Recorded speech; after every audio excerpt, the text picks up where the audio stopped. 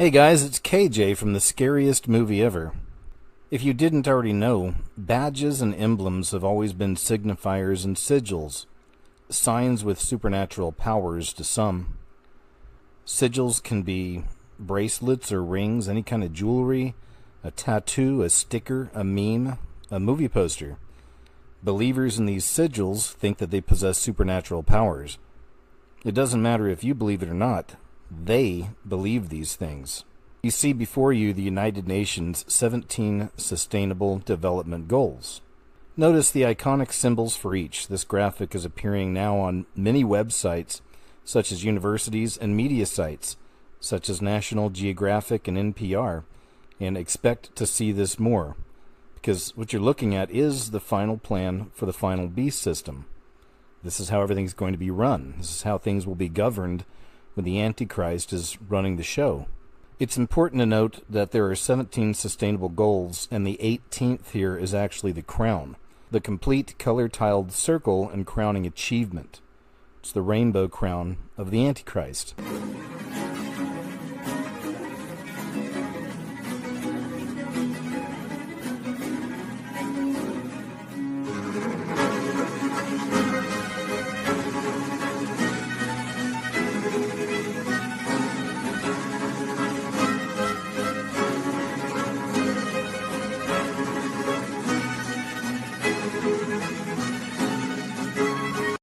Hitler's plan was designed and devised in London, at Buckingham Palace.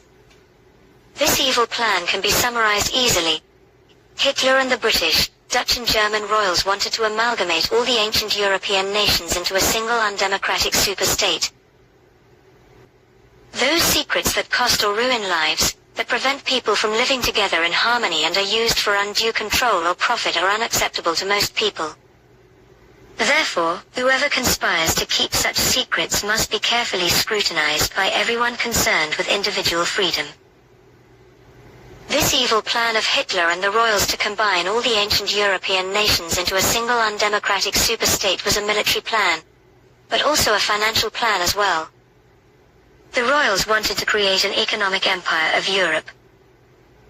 Many aristocrats, barons, princes and dukes from Britain and Germany supported Hitler and even became SS Nazi officers themselves. After the Second World War, many of them put on business suits and became the creators of the European Union. The EU is exactly what Hitler and the traitor royals wanted all along. An undemocratic super-government which imposes taxes, and which the people have no control over. Senior royals at Buckingham Palace planned, financed and stage-managed the First and Second World Wars. But it goes deeper than that. The British King Edward, British Prince George and the sisters of the Duke of Edinburgh all financed and promoted Nazism. One of the most senior British royals was Prince Karl Eduard Coburg, who was a prince and member of the British Order of the Garter, a royal multi-millionaire and favourite grandson of Queen Victoria. He led many British royals and members of the Irish Guinness family to support and even campaign on behalf of Hitler. Indeed, it was the support of these British royals which legitimised Nazism.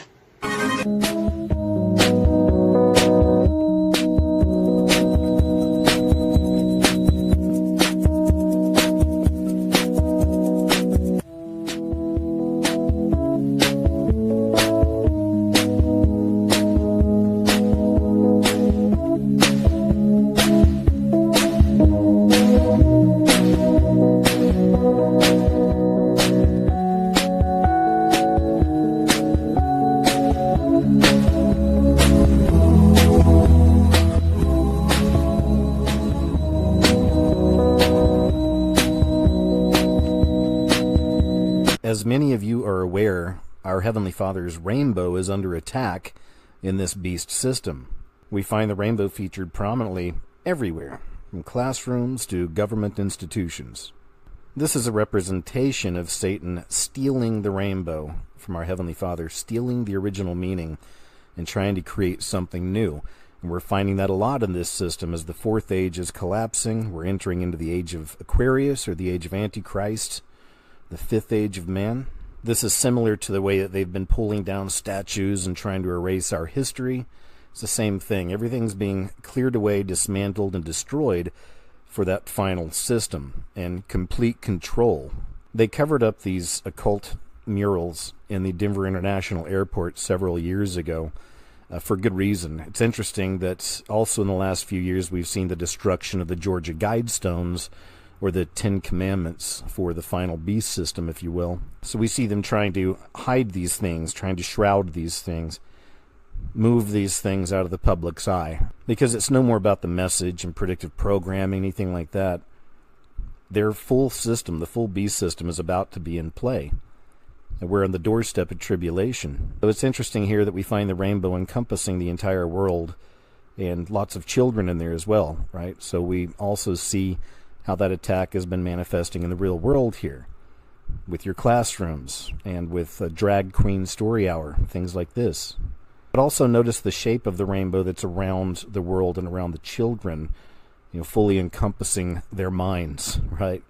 But it's also in the form of a brain, you see. That rainbow around the people, around the world, around the children is also in the form of a brain. And to me, it's a logical conclusion of why that would be a rainbow brain encompassing the entire world, and including the children, of course. This really is high-level mind control that we're seeing take place right now, and we're seeing millions upon millions of people being programmed by the rainbow.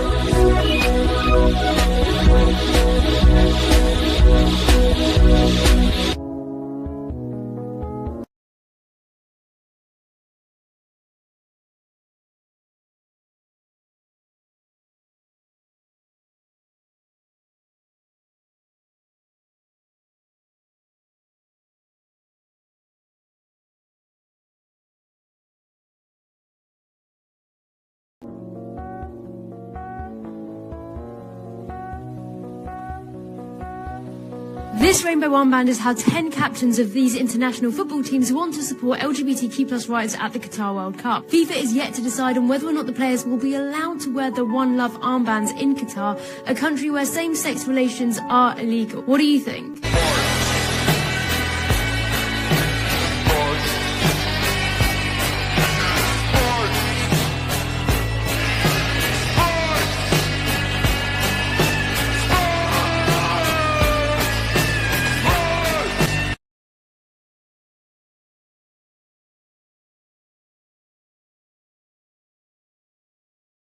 And if you look at some of the symbols, you'll see some that are quite familiar. Male and female, number 5. Number 7, you have the sun, which we always find here in this beast system. The sun is a representation of their god Lucifer. Number 9, of course, we have the cubes. And the cube is another one of those very common symbols in the beast system, typically referring back to Satan as Saturn. Number 12, we have the infinite snake. And of course, the all-seeing eye at number 13. We couldn't have a complete beast system plan here without an all-seeing eye. And once again, the 18th symbol is the crown, or the corona, for the king. Speaking of sigils and sigil magic, reminds me of The Economist magazine. For years now, we've found a lot of predictive programming on the cover of many of these Economist magazines. And this is one of the ways the Illuminati, the Luciferians, if you will, that they telegraph what they're going to do before they do it. It's their master plan. And look at everything they showed us here. It's very interesting. They show us the facial recognition. You can see that up there in the upper right-hand corner. You see a representation of China and also of Putin on top of the world. And just underneath those two figures, you've got the 4 horsemen of the apocalypse, which we see all this unfolding right now in 2023. Then you also have transhumanism at the bottom, human 2.0. It's that mix of man and machine. And there's even a stork with a barcode. So again, you've got the facial recognition. Here's Putin. Here's China. There's the 4 horsemen of the apocalypse. You got the stork just above the man, human 2.0. Where the stork is delivering the package, the baby, and it looks like there's a barcode on the baby. When I saw this particular symbol, it made me think about a video I recently discovered, and let me share that with you here. What you're looking at here is a video that's been making the rounds for the last few weeks. As you can see, it's a child that was born with fangs, like obvious fangs. In his hand, he has 3 fingers. It's like a reptile. When I see this, I think human 2.0. It's transhumanism. It's changing humanity from the inside out. They literally call you a new creation. You're human 2.0. And here's the hand. It looks like a raptor claw. It's very reptilian. Of course, the obvious fangs. To bite, to puncture, to drink blood, to eat flesh. Are the Nephilim returning? Is this one of the ways they're returning? They're doing it through transhumanism. They're changing humanity. The stork bringing the basket with the code on it. And we know we've also had several examples of people having babies born after they get the... And these babies are born with black eyes. So this will be one of those trends I'll be watching to see if we see more of this.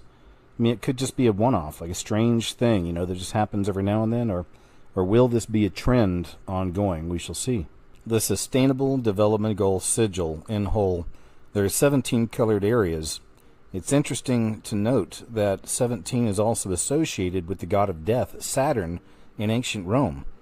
In ancient Rome, each god and goddess was associated with a particular number. The number 17 represented Saturn, the god of death. As a result, people see the number 17 as a bad omen and avoid it in many situations. Here we have the 17 goals of the Antichrist tribulation, 18 being the rainbow crown. In Rome, the number 17 was considered an unlucky number. Anagram of this number written in Roman signs forms the word vixi, vixi, which in Latin means I lived. The first day of Saturnalia, a festival celebrating the time when gods and men were together, originally began on December 17th. A lot of drinking, gambling, and exchanging of gifts, even ritual sacrifices took place during Saturnalia. This Roman holiday was eventually replaced with Christmas. Also, the number 17 is more than just a prime number. If you add the first 4 prime numbers together, their whole sum is 17.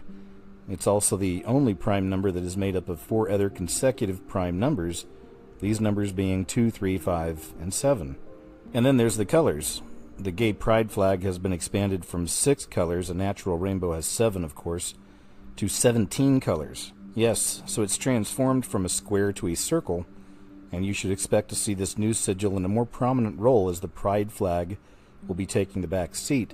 And I did a video recently, I showed you that this new flag for LGBTQ+, with the 17 and all, is also a Freemason apron.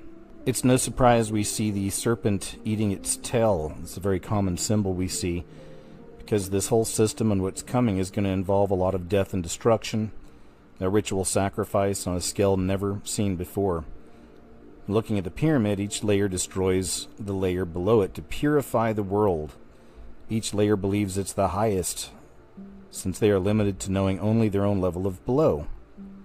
The destruction of the level below is a ritual sacrifice. The level above makes to save itself. How can ritual killing like this ever be good? It's never good. It's always evil. It's the ultimate selfishness, is ritually sacrificing everyone else to save yourself instead of trying to save everybody, which is what our Heavenly Father would want us to do. Then, of course, the 18th color. 18 is, of course, 666. That magic number again, and they believe it conveys a lot of magic power over everything. Everything they know about, which is, of course, limited to their level. Now, of course, we know this satanic scheme will never work. They'll eventually be destroying themselves and everything else below them. The layers above are doing the same thing to them they are doing to everyone else. One layer after another until everything ends in ruin. Everything's destroyed. They're interfering with the arrangements of the Most High, the Creator, whose wish was to save all. And the snake is a demon. In the end, the snake eats itself. The system collapses. The end. Poison is just poison. It can't be anything else. It's always poison. I want you to take a look at this picture here. This is from one of the meetings at the United Nations.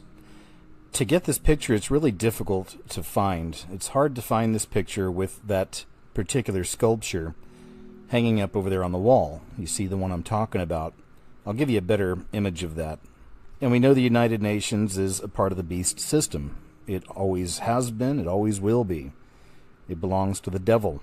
And it's really incredible that they have this sculpture hanging up inside the United Nations. But once again, the symbols always tell us the rest of the story. The symbols, signs. What you're looking at is Revelation 12:14. That's right. In the United Nations, you're looking at a representation of Revelation 12:14. And that reads, "And to the woman were given 2 wings of a great eagle, that she might fly into the wilderness, into her place, where she is nourished for a time, and times, and half a time, from the face of the serpent." The enemies of this world, at the top of the pyramid, are well aware of who Jesus Christ is. And here we see Prince Charles at the time, King Charles III now, lecturing the World Economic Forum back in 2020 on the Sustainable Development Goals. This, of course, was in 2020 when this whole program really started. I've shown in previous videos some of the symbolism with the crowns that are on the wall behind him. Those are crowns with 3 different segments of strands. I'm not really sure what the strands are, but there's 3 different segments on top of each crown, and each one of those segments has 6 different strands. So you have your 666. Very obviously right there, once again, this is the crown of the Antichrist, and we're looking at the final plan for the tribulation. Clearly these occultists, these Luciferians, love their symbolism and their sigils. And this final sigil, this rainbow crown of the Antichrist, is either going to be illumination or complete destruction. And I believe it's going to be a mix of both. If you understand the world as a number of different levels represented by a pyramid, with steps divided into levels, as you go up that pyramid, each level becomes smaller, and once you reach the top, you've achieved illumination or enlightenment, as they see it.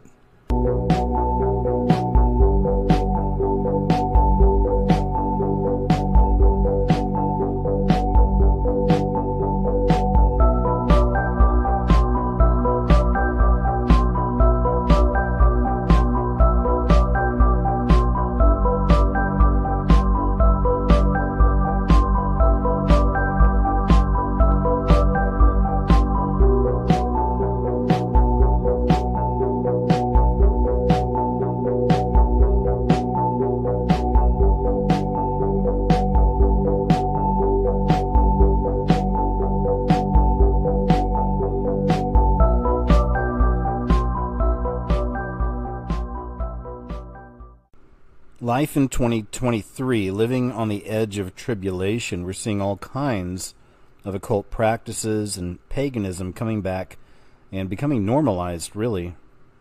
This is a group of Ukrainian witches that are performing spells against Russia. I showed you guys a video a few months ago I did where some Russian soldiers found an old encampment, an abandoned encampment in Ukraine with Ukrainian soldiers originally that were there. And in this encampment, they found all kinds of ritualistic materials. It's pretty obvious there were some kind of rituals and spells being conducted at that particular camp. Блядь, братан, кому в натуре расскажешь, блядь, не поверят. Солдатик, блядь, повешенный без ноги. Какой-то оккультизм, какие-то, блядь, черти. Свечи, блядь. И вот он, слышишь. Ну это пиздец, бля, вот эту хуйню надо забрать, отвечаю, будем вытирать об нее ноги, нахуй. Глянь, какая участь у них, блядь.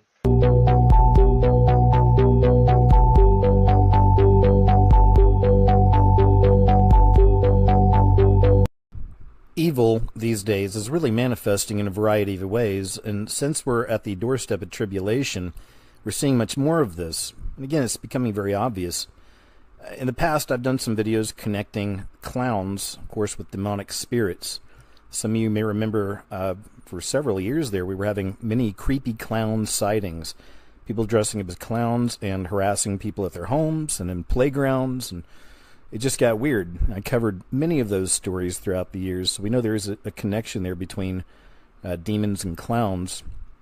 I found this story that was put out by NASA, so of course, approach with caution, but it had to do with the sun smiling, and when I saw that, it made me think about the wicked clown spirits, the fallen angels behind the clowns.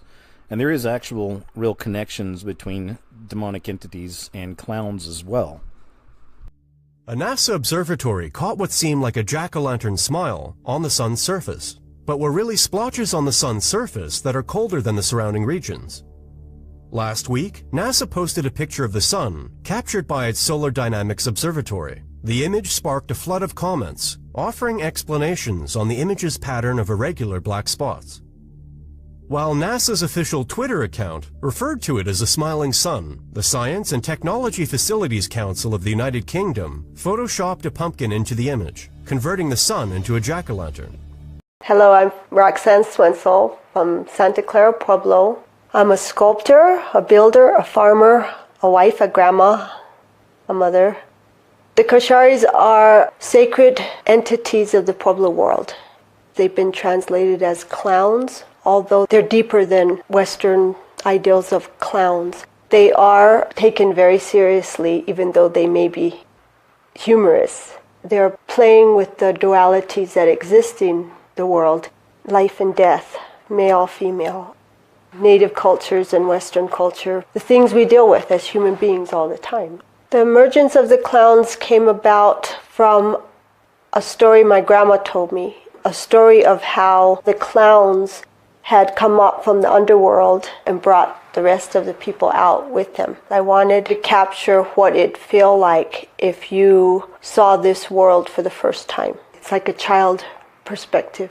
It takes us back to a place that's kind of at our core. I mean, we were all children. We were awed at the world once. This is a poem I wrote to my figures, to the clay people. You clay people who dance through my soul, dance right on through me. My eyes look upon you out there. I know you in here. Like children out in the world, I send you and hope you find love out there. Another very interesting sign of the times we're in right now has to do with meteors. Signs in the skies, signs in the stars. Vostra Santità, la profezia è nel libro della Rivelazione 8:7. Quando il primo angelo suonò la tromba, vento e pioggia si abbatterono sulla terra.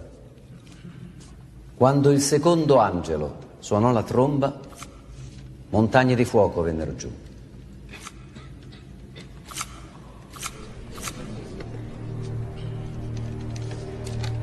Quando il terzo angelo suonò la tromba, una stella fiammeggiante cadde dall'alto, ardendo come una torcia.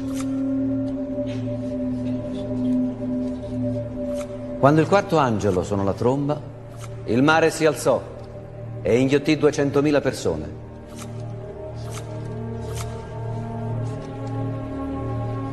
Quando il quinto angelo suonò la tromba, un astro dal paradiso cadde sulla terra. Gli fu data la chiave dell'abisso. E quando il sesto angelo suonò la tromba, la bestia fu liberata dal pozzo dell'abisso, portando distruzione sulla terra. Basta così. Vostra Santità, la sequenza degli avvenimenti è stata ben interpretata e l'evento astronomico non fa altro che confermare il nostro peggior timore. Siamo alle soglie di Armageddon.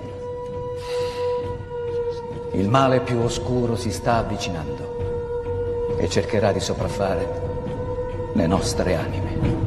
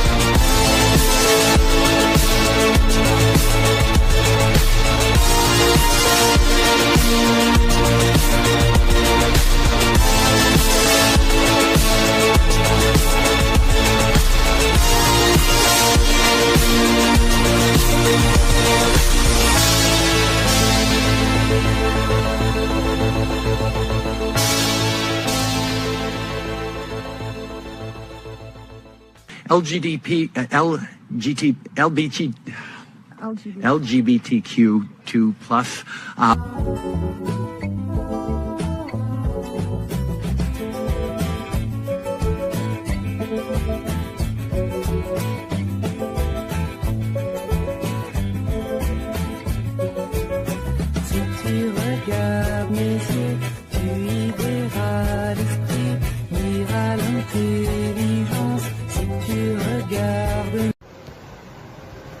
British kids and teenagers could get a COVID vaccine even if their parents don't want them to. Experts say youngsters may be able to give consent, as long as they are fully informed and deemed mature enough to make their own decisions. This is made for younger kids, being with unicorns. What grades is this being assigned to?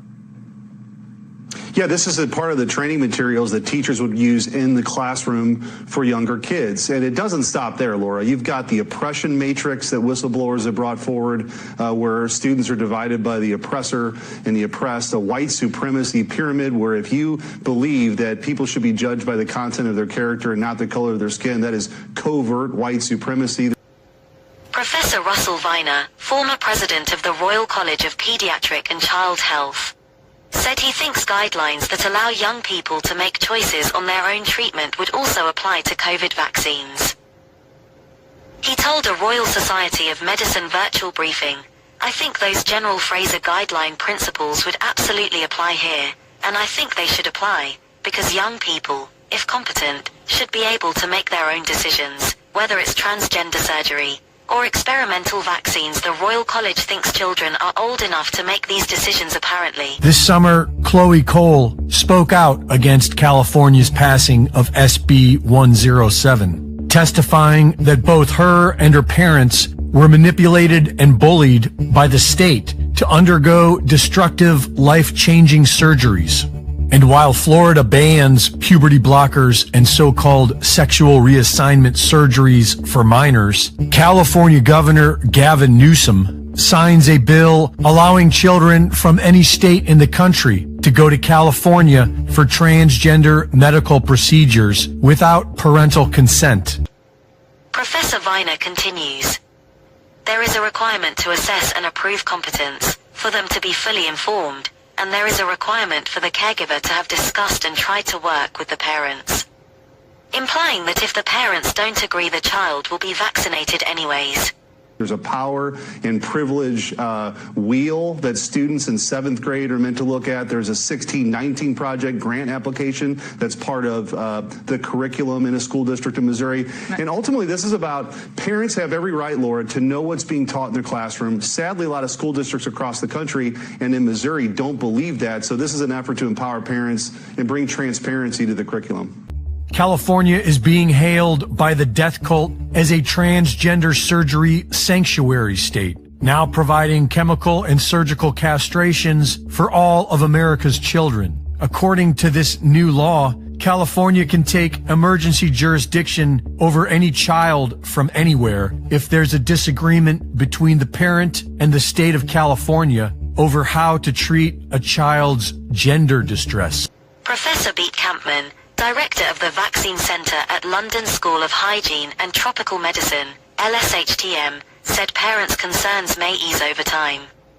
She told the briefing, "We have more and more people who are engaging in vaccines." Tell us the reasoning behind Richland School Board's decision. The board voted to allow the first ever Gay and Ally Alliance Club to form for grades 7 through 12 at Richland schools. SB 107 states that taking a child away from the child's parents is justifiable if it is done to pursue gender transition procedures in California, and allows for the state to wage child custody claims against out-of-state parents. What is the law on children making decisions on their treatment? Children under the age of 16 can consent to their own treatment if they're believed to have enough intelligence, competence and understanding to fully appreciate what's involved in their treatment. This is known as being Gillick competent and is measured by general practitioners with the Gillick test. For children aged under 16 who are not deemed Gillick competent, the parent would decide. SB 107 forbids healthcare providers from providing medical information related to gender identity procedures to a child's parent, even if sought under a subpoena. Supposedly, according to those at the Royal College of Pediatric and Child Health, those children who are GILLIC competent are mature enough to make decisions regarding sex change or augmentation surgery. Then why not vaccines as well? It is becoming increasingly clear that the so-called experts at these royal institutions are having some sort of psychotic break with reality. Or perhaps it's just their pocketbook. Who knows? Legally, those aged 16 to 17 have the capacity to consent to medical treatment.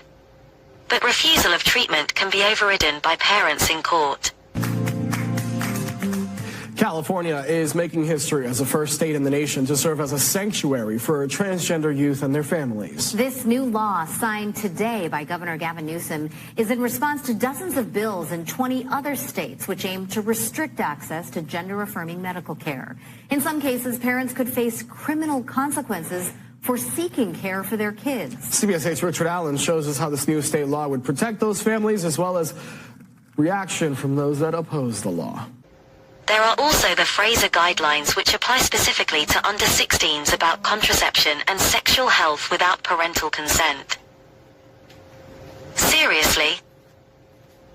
It comes as a decision on whether kids should be given a coronavirus vaccine is set to be made in weeks, according to an official. Right now, parents' rights and LGBTQ protections are a big focus in Virginia. Thousands of students in Virginia have walked out of class protesting Governor Glenn Youngkin's newly proposed model policies on the treatment of transgender students at school. Trans rights are human rights. And Governor Youngkin argues schools shouldn't keep parents in the dark about their child's sexual orientation and gender identity. These same progressives in Fairfax County actually believe that they should lock parents out of their children's lives. They think that parents have no right to know what your child is discussing with their teacher or their counselor. Professor Anthony Harden, deputy chair of the JCVI, said there are pros and cons when it comes to vaccinating children. Speaking to BBC Radio 4's Today program, he said the group would address the issue in due course. He said, "We need to be sure these vaccines benefit children in some way and the risks from the vaccine aren't such that the risk-benefit ratio doesn't become sensible to give them the vaccine. We are looking at this data very carefully. Clearly we are going to have to make a view on it over the forthcoming weeks." He concluded. So basically, what they are saying is that they have these tests from the royal institutions. Namely, the GILLIC and Fraser tests they can give kids who are under 16, and if they pass, it means they are mature enough for a sex change without mom's permission. So of course they can get the COVID jab without her permission as well.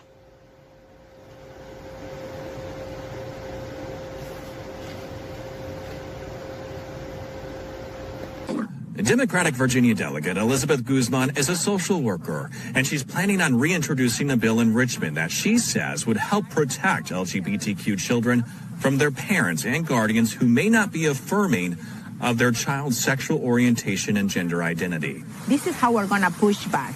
Her bill would expand the state's definition of child abuse and neglect to include parents who do not affirm their child's gender identity or sexual orientation. There's an investigation also in place that is not only, from a social worker, but there's also a police investigation before we make the decision that there's going to be a CPS charge. What could the penalties be if, the investigation concludes and it's concluded that a parent is not affirming of their LGBTQ child? What could the consequences be? Well, we first have to have an investigation. It could be a felony, it could be a misdemeanor, but we know that a CPS charge could harm, your employment, could harm your education. After permanently mutilating her own adopted child, Kathy Molig has been working full-time for California nonprofit Trans Family Support Services, where she reaches out to hundreds of children all across the country, luring them to California to castrate themselves. She often does so without the parents' knowledge. I work with a lot of youth before they tell their families and helping them in shaping what that looks like. Her work focuses on conservative communities where parents may not approve of having their children castrated. We have kids coming from all over the country for our virtual groups. We also opened a chapter in Huntsville, Alabama, because the people in red states really need as much support as they can get from us allies, in particular in states like California and Oregon and Washington. For whatever reason, people are allowing this incredibly evil attack against their own children. I pledge my heart to the rainbow, of the not-so-typical gay camp, one camp, full of pride, indivisible, with affirmation and equal rights for all. Watch your heads.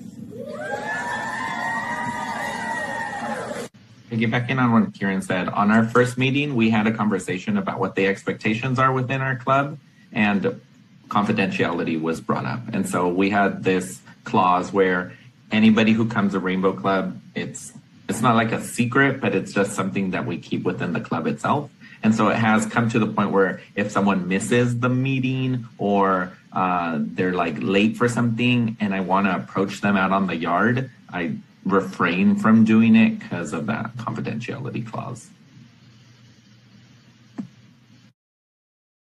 In the latest installment of The World's Gone Mad, there is a growing trend in the USA of supposedly child-friendly drag shows. This has been developing for a few years now, but it has one-upped itself recently from drag queen story time to full-blown, supposedly family-friendly drag acts for kids as an attempt to educate young minds about tolerance, inclusivity, and apparently being yourself.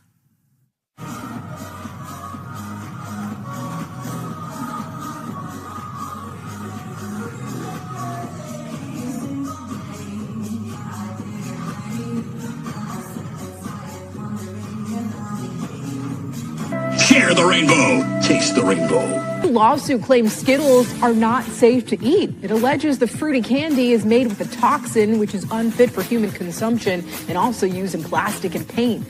In 2016, the candy maker Mars said it was planning on getting rid of that chemical compound, but the lawsuit claims it's still being used.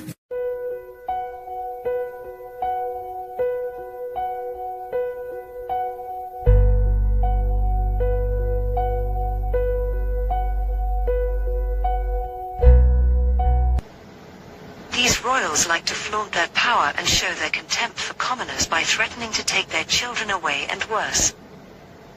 Are we starting to see the real reason now why the British government is so keen on giving school-aged children, particularly boys, sex changes without parental consent? It appears to be the ultimate weapon of intimidation against the Commonwealth. Could this trend out of the Royal Institutes of Great Britain be headed towards Canada? All the people that still don't believe that there is a coordinated agenda by the school system in Canada to target your children, I give you the official Rainbow Schools document. Yeah, Rainbow Schools of Ontario. That's what it's called. That's what this agenda is called, the Rainbow Agenda. Have a look at page 6 and 7, where they ask the gender identity of your child, and they give you like 20 different choices. And then they obviously want to know your 6-year-old child's sexual orientation. Because, you know, a 6-year-old child, a 10-year-old child, or 12-year-old child has that. This is the agenda.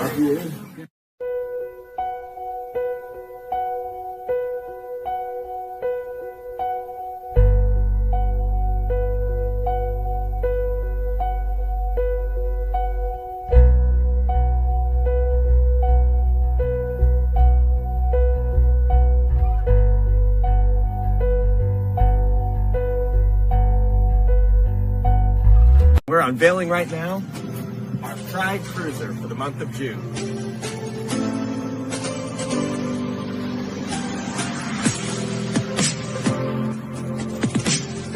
I'm excited about this cruiser. It's great for representation.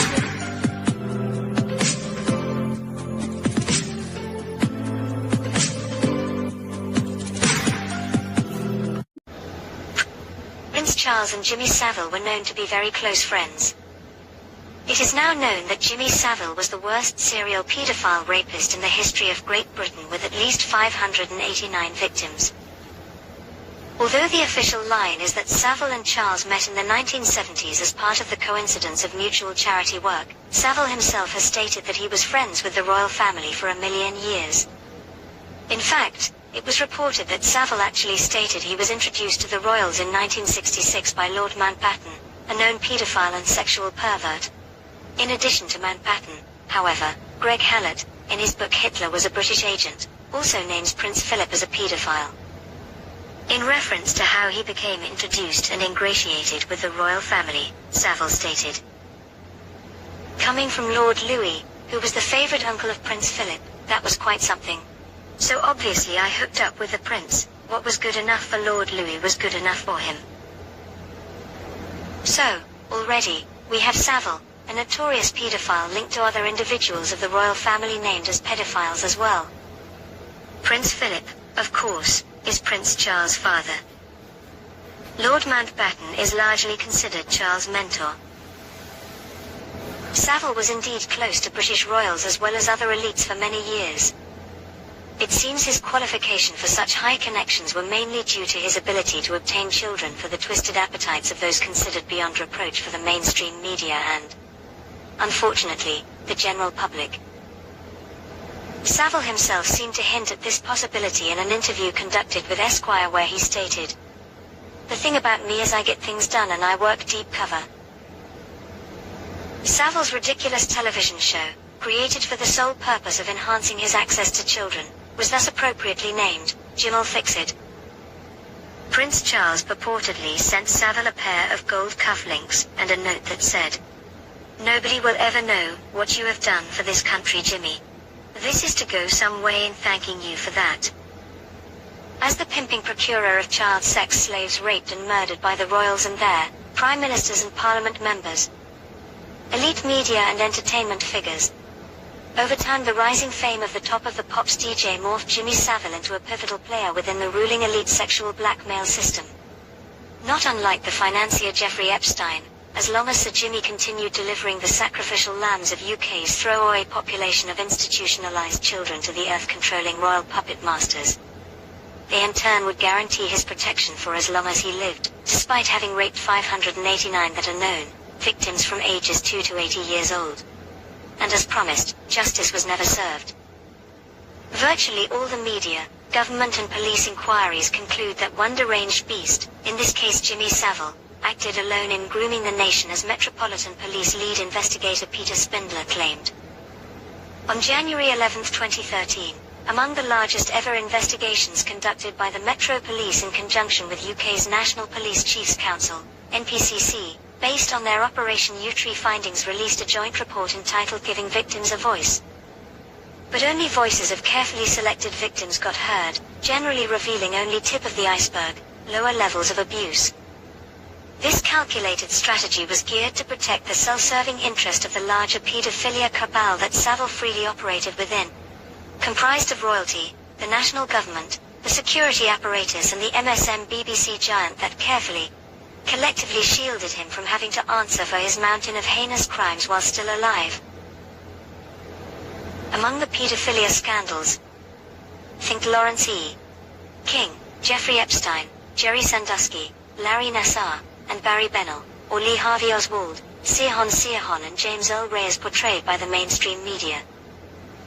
In every single case the press dutifully reports all these high-profiled, most prolific pedophiles and assassins always act alone in order to sweep the far bigger reality of a massively globalized, interlocking pedophilia crime cabal network conveniently under the rug.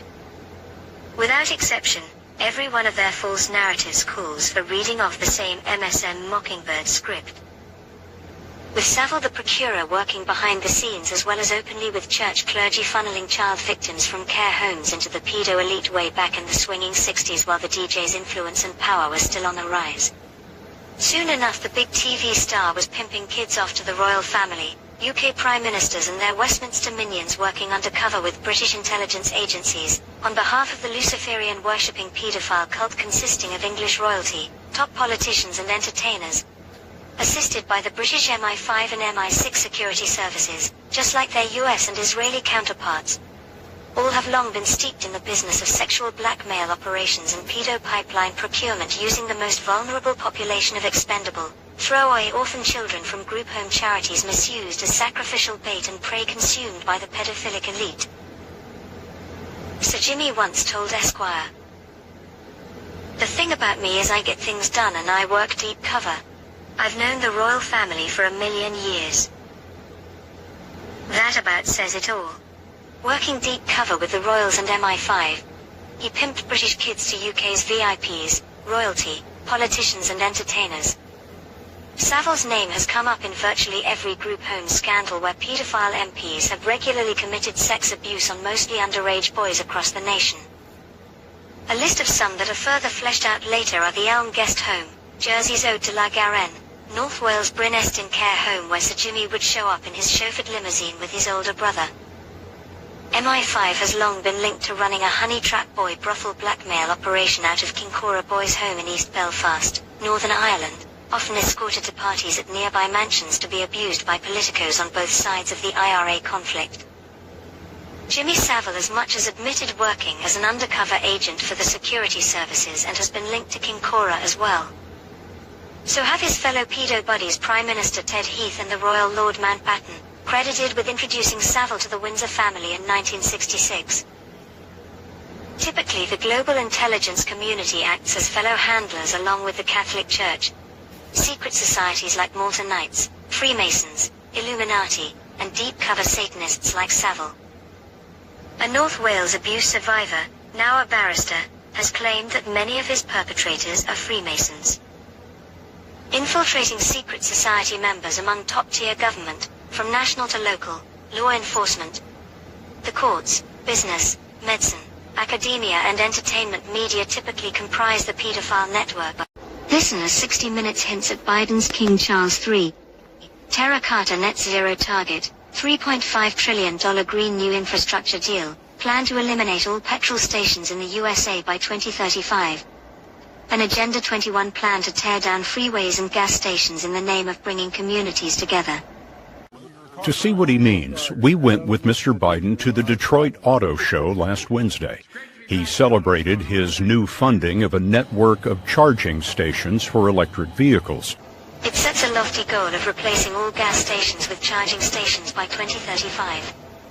But batteries that we made at this new facility in Georgia are going to power cars without one drop of gasoline and increase security of our battery supply chain as well. That's going to serve to save families money at the pump because they can skip the pump altogether. The order sets several interim targets. It asks for a 65% reduction in greenhouse gas emissions and 100% clean electricity by 2030, and all government vehicles must be zero emissions by 2035. This includes military vehicles. Listen to Biden in his own words as he outlines his strategy to utilize net zero target emissions regulations to cripple U.S. military vehicles, at a cost of billions to the taxpayer.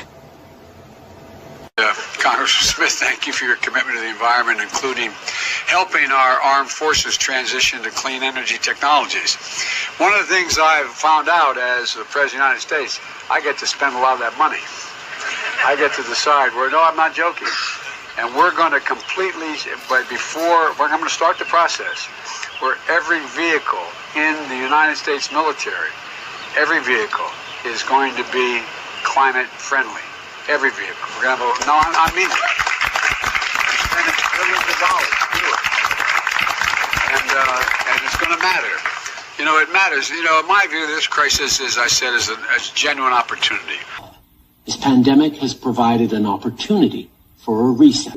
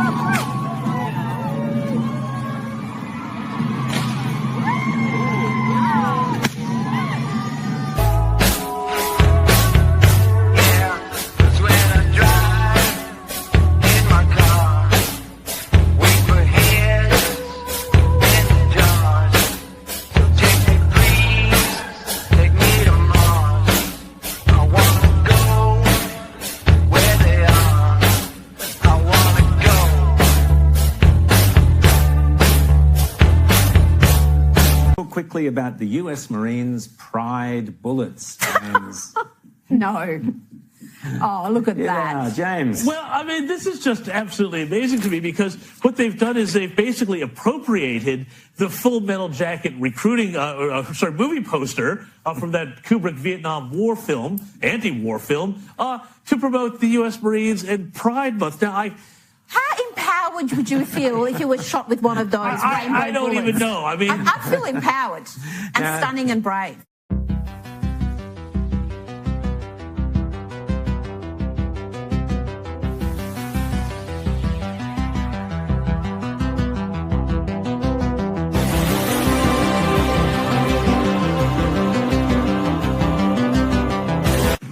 They're just heart-shaped Fruit Loops with some sparkles. Hey guys, so I bought this cereal a couple weeks ago. It's the Kellogg's Pride cereal. I'm extremely offended by it, so we're gonna try it now.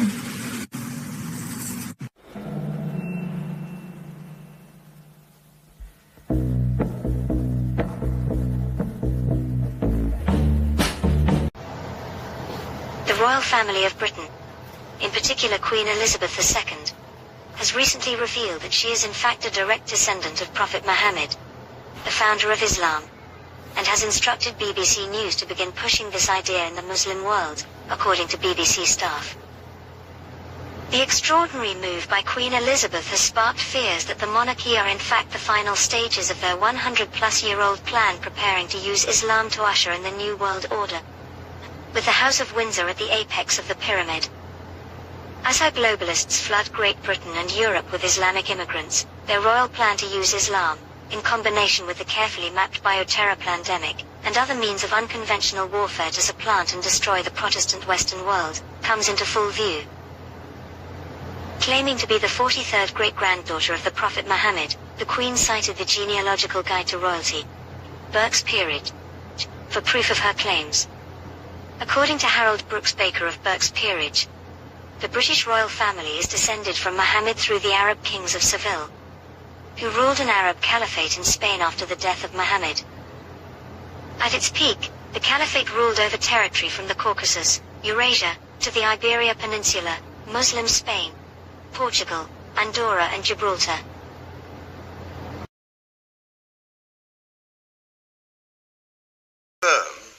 And encourage those groups and faith communities that are in the minority in this country. Indeed, over the last 25 years, I have tried to find as many ways as possible to help integrate them into British society. The practice of Taharrush, also referred to as the Muslim rape game. It is important for non-Muslims to recognize this game for what it is so they can intervene and save the victims from being assaulted. According to Islamic scholars, Muslim men are permitted to rape non-Muslim or infidel women for the sake of humiliating them. Taharrush Gama is not a game as some Muslims claim. Taharrush Gama is the coordinated, sexual assault of a girl or a woman in public by a mass of Muslim men. Taharrush Gama is always coordinated in public by a large mass of Muslim men who find safety for themselves in numbers, and typically form 3 concentric circles around their victim. Non-Muslim men in the crowd must recognize Taharrush Gama as soon as it begins to form, and immediately intervene in large numbers to rescue the woman before the circle closes. A group of Muslim men target a non-Muslim woman who is not wearing hijab, which is the face mask all Muslim women are required to wear in public.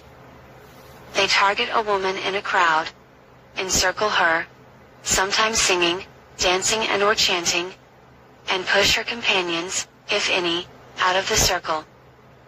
The woman is caught off guard and at first thinks the Muslim men just want to sing and dance with her, until the circle closes around her, at which point more Muslim men join to form 3 layers that render the circle virtually impenetrable.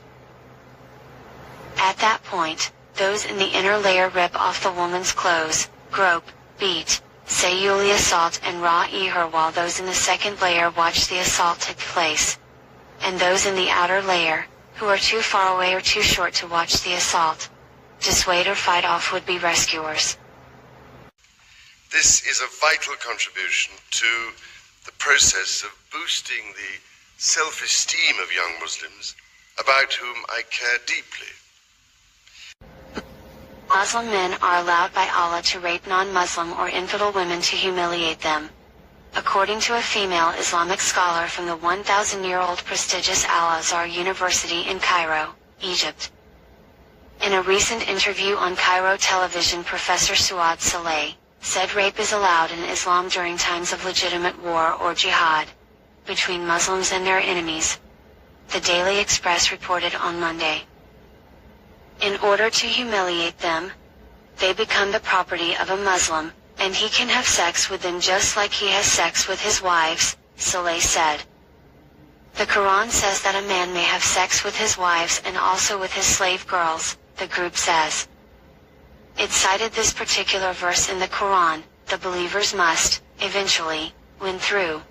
Those who humble themselves in their prayers, who avoid vain talk, who are active in deeds of charity, who abstain from sex, except with those joined to them in the marriage bond, or the captives, whom their right hands possess. For, in their case, they are free from blame. Quran 23:1-6.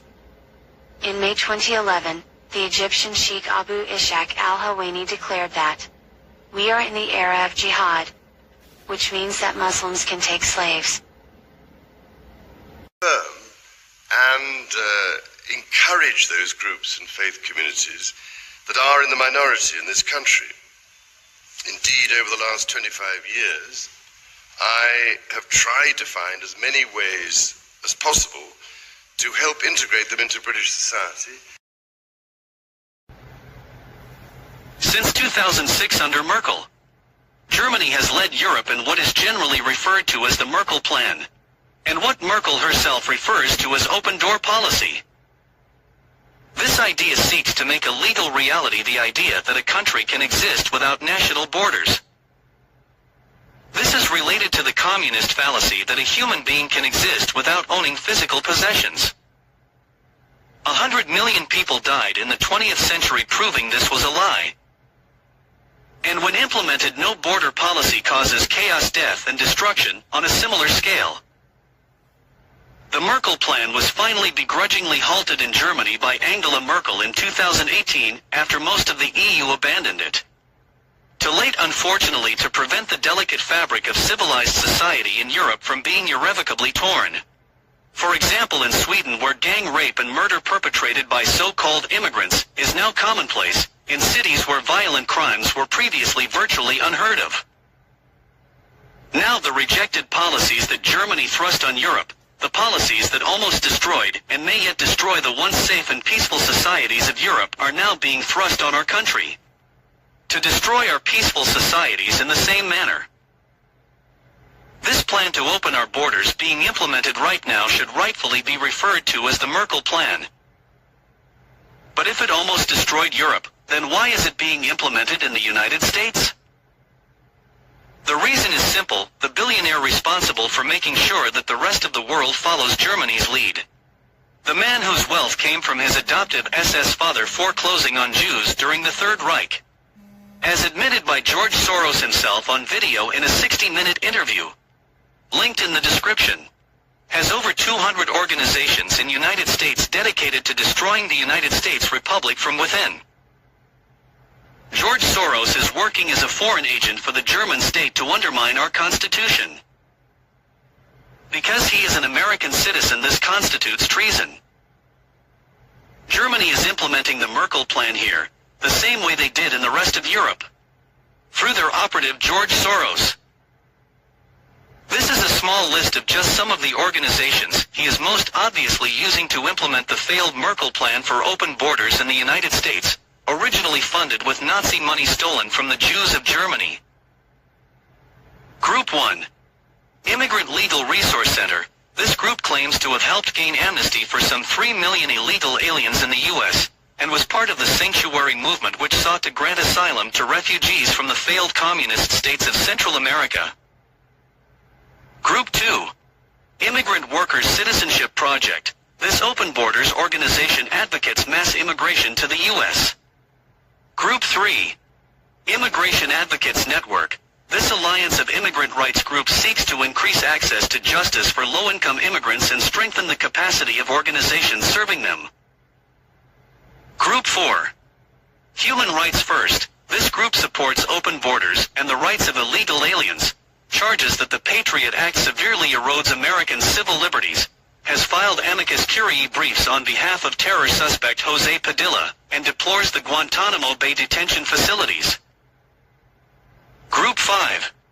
Immigrant Defense Project. To advance the cause of illegal immigrants, the IDP provides immigration law backup support and counseling to New York defense attorneys and others who represent or assist immigrants in criminal justice and immigration systems, as well as to immigrants themselves.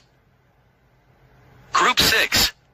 Human Rights Watch. This group directs a disproportionate share of its criticism at the United States and Israel. It opposes the death penalty in all cases, and supports open borders and amnesty for illegal aliens. Group 7. ILAM. This anti-Israel NGO seeks to develop and empower the Arab media, and to give voice to Palestinian issues. Group 8. Immigration Policy Center. IPC is an advocate of open borders and contends that the massive influx of illegal immigrants into America is due to U.S. government policy, since the broken immigration system spurs unauthorized immigration in the first place. This is just a small sampling of George Soros's treasonous organizations. A list of over 400 organizations linked to George Soros and his Open Society foundations is linked in the description. We must start now by bringing forward our net zero target. I'm afraid 2050 simply suggests we have room to delay. Stanley Johnson, the first man to write a science fiction novel about a deadly pandemic, states emphatically that he would like to see the British population at 15 million. 80% of all British would have to die to achieve this goal.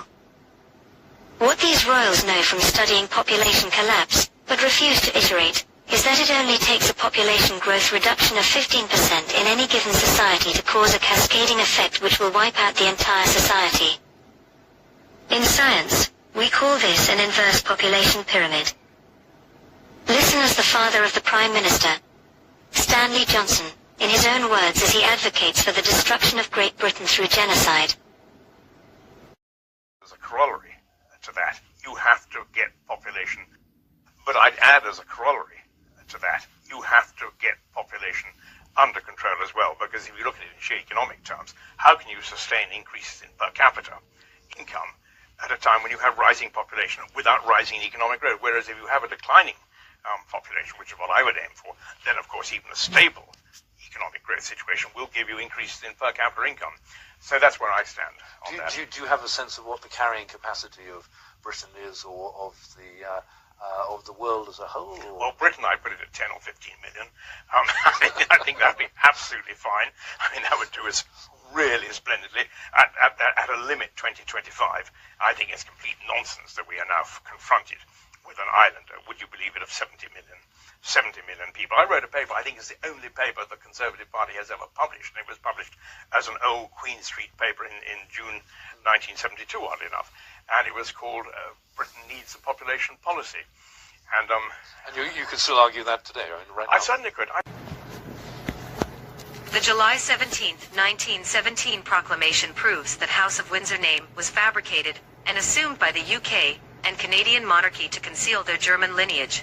Name and titles. The Windsor name never existed before. World War I abolished German Saxe-Coburg and Gotha dynasty and created a new and fake false identity to defraud the UK and Canadian people. Canada and the UK's monarchy forever forfeited by law. Queen Elizabeth II's monarchy is forever forfeited. It can be argued that Canada and the UK has no queen. Elizabeth II was, and I quote, made forever incapable to inherit, possess, or enjoy the crown and government of this realm, and Ireland, and the dominions thereunto belonging, or any part of the same, or to have use or exercise any regal power, authority, or jurisdiction within the same, and in all and every such case and cases the people of these realms shall be and are thereby absolved of their allegiance. End quote. And arguably, when Elizabeth II reconciled to the See and the Church of Rome, and professed the Catholic faith at her own coronation, arguably, on June 2, 1953, in violation of Act of Settlement law.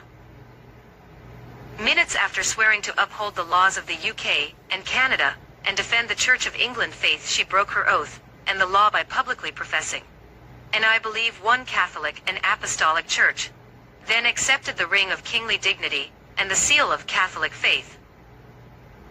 Evidence of this forfeiture due to Elizabeth's gross violation of law is provided in the transcript of Elizabeth II coronation pictured and linked below. This is our chance to accelerate our pre-pandemic efforts to reimagine economic systems that actually address global challenges like extreme poverty, inequality, and climate change. You deserve a government that's going to continue to say, get vaccinated. And you know what? If you don't want to get vaccinated, that's your choice. But don't think you can get on a plane or a train besides vaccinated people and put them at risk. He was asked which country he most admired and referred to China. There's a level of admiration I actually have for China because their basic dictatorship is allowing them to actually turn their economy around on a dime and say we need to go green as fast as we need to start investing in solar. We are all Muslims in Canada. I, Justin P.J. Trudeau, do swear that I will be faithful and bear true allegiance to Her Majesty Queen Elizabeth II, Queen of Canada, her heirs and successors. So help me God. I, Justin P.J. Trudeau, do solemnly and sincerely swear that I shall be a true and faithful servant to Her Majesty Queen Elizabeth II as a member of Her Majesty's Privy Council for Canada.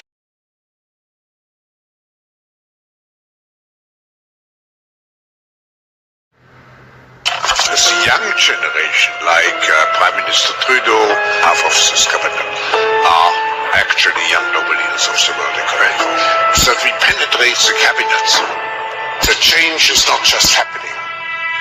The change can be shaped by us. We have to prepare for a more angry world. How to prepare? To take the necessary action to create a fairer world. I see the need for a great reset. So people assume we are just going back to the good old world which we had and everything will be normal again. This is, let's say, fiction. It will not happen. There is only one way this pandemic is going to go. It's going to get worse and worse and worse. We're about to go into a dark winter to fight this pandemic. We're still facing a very dark winter.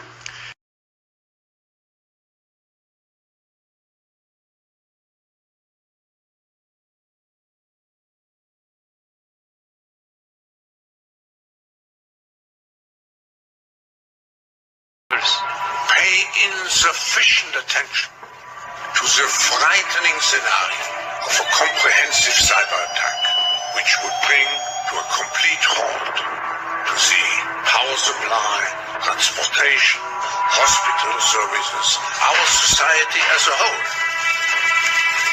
The COVID-19 crisis would be seen in this respect as a small disturbance in comparison to a major cyber attack. We're about to go into a dark winter to fight this pandemic. We're still facing a very dark winter. Is the pandemic over? The pandemic is over. We still have a problem with COVID. We're still doing a lot of work on it. But the pandemic is over. What else are we not listening to that we need to take action on now? Well, the idea of a bioterrorist attack is kind of the nightmare scenario because they're a pathogen with a high death rate would be picked. Now, the good news is most of the work we're going to do to be ready for pandemic 2, I call this pandemic 1. When I mention now names like Mrs. Merkel, even Vladimir Putin and so on, they all have been young global leaders of the World Economic Forum. Mm-hmm. Превысил 140 миллиардов. играет ключевую роль в обеспечении глобальной и региональной стабильности. Мы совместно выступаем за формирование справедливого, демократического и многополярного миропорядка, базирующегося на международном праве и центральной роли ООН. Наоборот, до 200 и более миллиардов долларов. С своей стороны, твердо на деле придерживается принципа одного Китая, осуждая провокации США и сателлитов в тайваньском проекте. 前段时间我们克服新冠肺炎。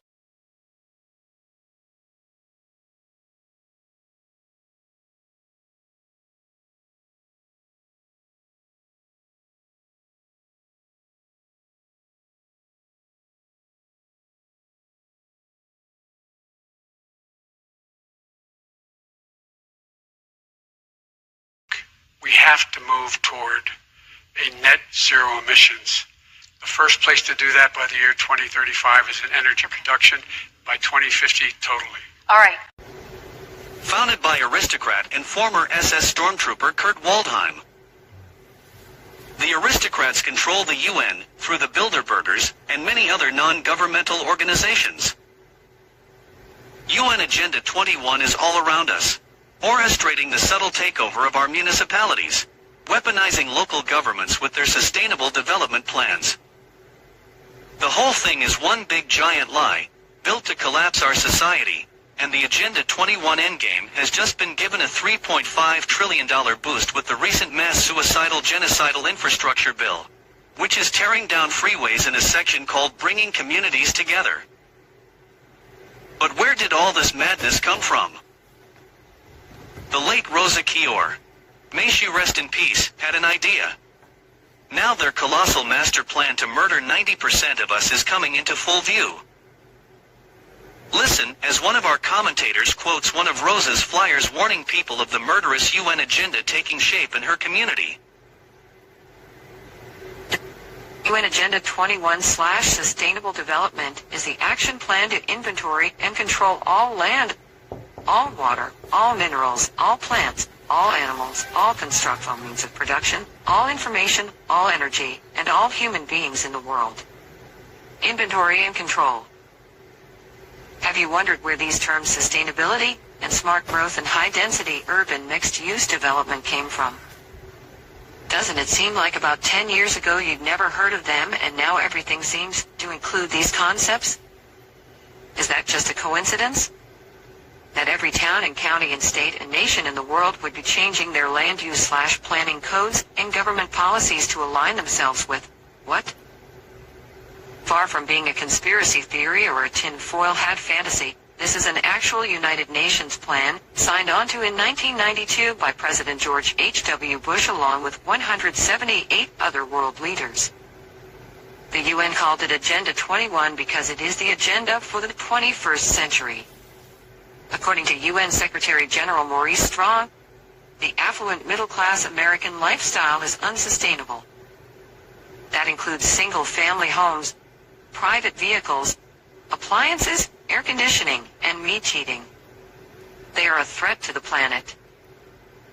This might sound like a silly plan that doesn't affect you, but look around. This economic collapse is UN Agenda 21. You'll hear that this plan is non-binding, that it's a dusty old plan with no teeth. That is a lie. In fact, over the last 20 years, this plan has been implemented all over the United States. It's called Sustainable Development. The 3 E's: ecology, economy, equity. After George Bush signed it in 1992, it was brought back to the U.S. by President Clinton in 1993 when he created the President's Council on Sustainable Development with the sole purpose of getting it into every city, county, and state in the U.S. through federal rules, regulations, and grants. This is a global plan, but is implemented locally. You'll see it as a regional plan. It might be called Vision 2035, or Your Town 2025, or One Bay Area, or Plan NY. All of these regional plans are the same. They call for stack and pack housing, restricted mobility, and regional government. domestic surveillance, smart meters, GMOs, loss of freedom, all UN Agenda 21 sustainable development. You are losing your rights. You are being manipulated. You are being lied to. You are the resistance. Rosa's websites exposing this diabolical communist plan are linked. Building back better means getting support to the most vulnerable while maintaining our momentum on reaching the 2030 Agenda for Sustainable Development and the SDGs. Canada is here to listen and to help. Let's get into today's top story, and that is the devastating effects of what is happening with the World Economic Forum right now, playing out in real time. We are watching this unfold, and boy, what a prescient day, what a poignant day, when we have the death of Queen Elizabeth and the ascension of now King Charles. He's officially king this afternoon. There'll be 10 days of mourning in England. But yes, King Charles, proud member of the World Economic Forum. Not only just proud member of the World Economic Forum, he is actually the member of the World Economic Forum who created the Great Reset. Very, very important. I want to talk a little bit more about that and talk about what's happening in the Netherlands today. But he created the Great Reset. It wasn't Klaus Schwab. It was the Prince of Wales, Charles. And very, very important to talk about. So when the Great Reset was officially launched in 2020, it was not done by Klaus Schwab or Bill Gates or anybody else. But in fact, the Prince of Wales, heir of the British throne at the time, here he was at the Great Reset speech, kicking it off. Watch.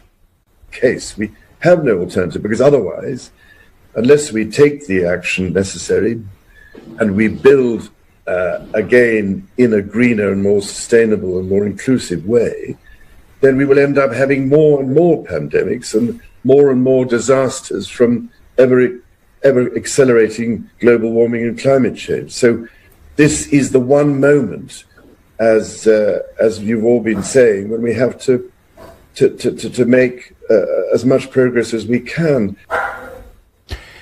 Now, a lot of people don't know that. A lot of people don't know that he was the one, in fact, fully making the announcement on his website. The true goal behind the monarchy's net zero target, as outlined by Bill Gates, is to get our population here in the United States, in his words, near to zero. Please listen in the words of Prince Charles himself and Bill Gates as they reveal the true genocidal goals of the monarchy's World Economic Forum net zero target for their so-called Great Reset, which is actually a thinly veiled military plan to reduce our population here in the West by 90 to 95% through a carefully orchestrated population collapse. The global pandemic is a wake-up call we simply cannot ignore. Having been at this now for well over 40 years, I have long observed that people tend not to act until there is a real crisis.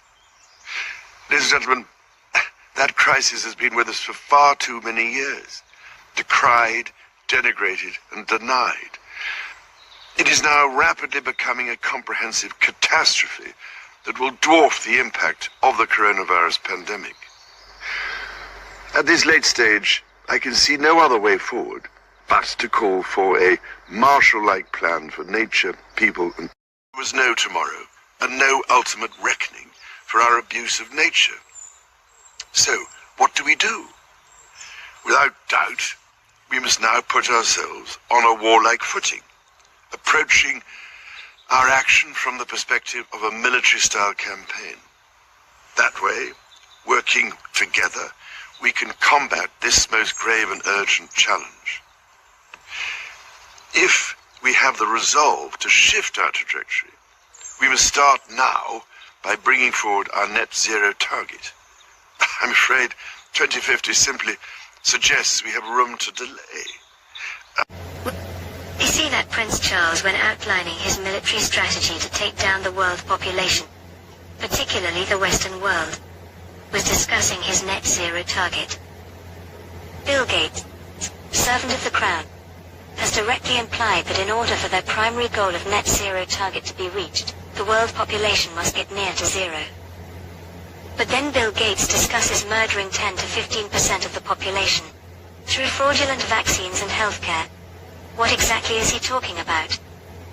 Bill Gates and the royals understand all too well about the catastrophic effect of an inverse population pyramid. What is it? By studying history we see that where the population of a society is reduced by 10 to 15%, it causes an inverse population pyramid.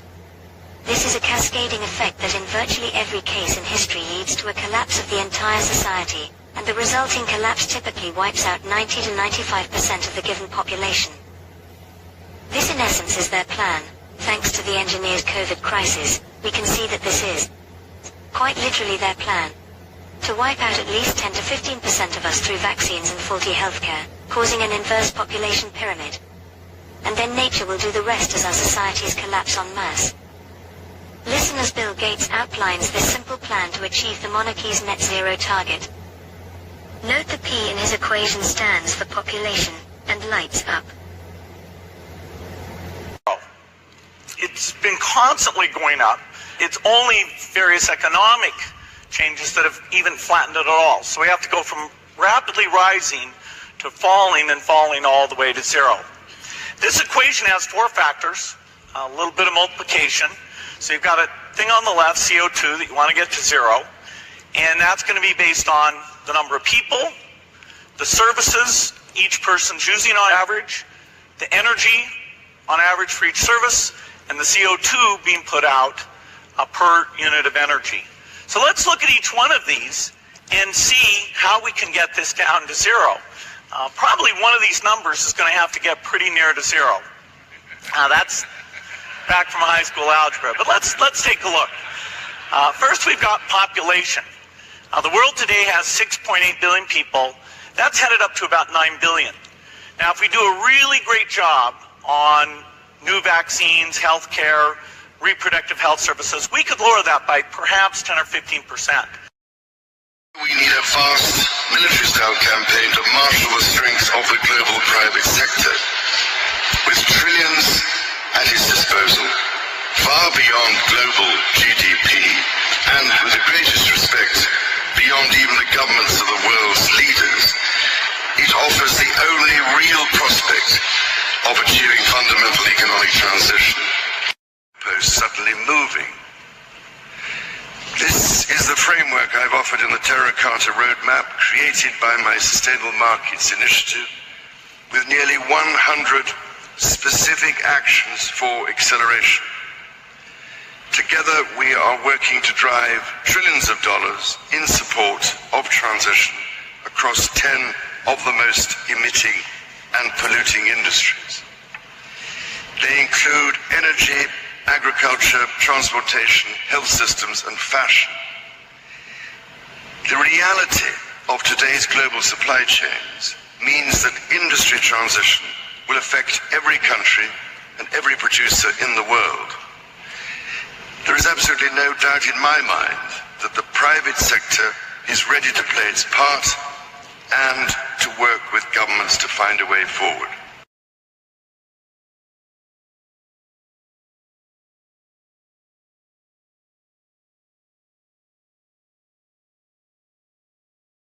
Little kids. Something to worry about with medicines. That is, might some of them have side effects? Do we need safety testing? I mean, and we're taking things that are, genetically modified organisms, and we're injecting them in little kids' arms. We just shoot them right into the vein. Genetically modified organisms, and we're injecting them in little kids' arms. We just shoot them right into the vein. So, yeah, I think maybe we should have a safety system where we, do trials and test things out. Yeah, I think maybe we should have a safety system. Yeah, I think maybe we should have a safety system. Treatments, and then the final solution, which is a year to 2 years off, is the vaccine. So we've got to go full speed ahead on. Now, the good news is most of the work we're going to do to be ready for pandemic 2, I call this pandemic 1.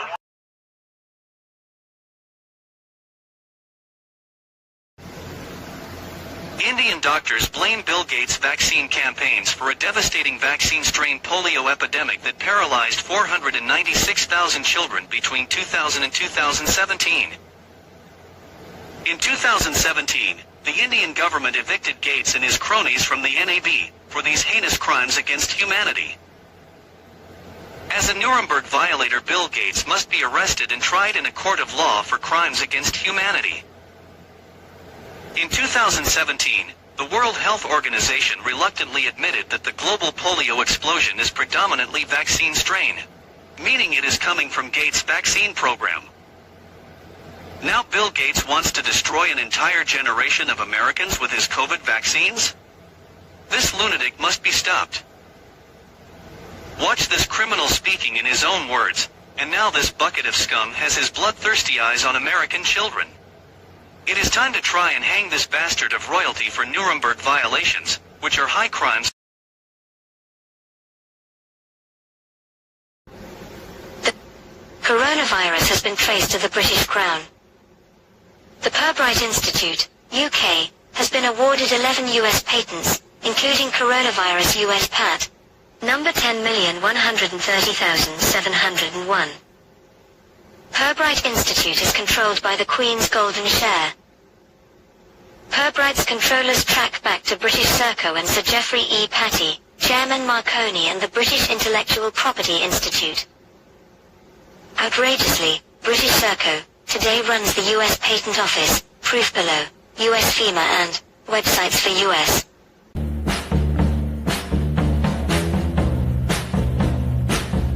And recently, Lara Logan interviewed a UN insider who explained to her why children are the biggest target. I get it, but I don't get it. The children. You gotta, I have such a problem with this. You gotta explain this one to me. And he said, well, first of all, you're looking at it the wrong way.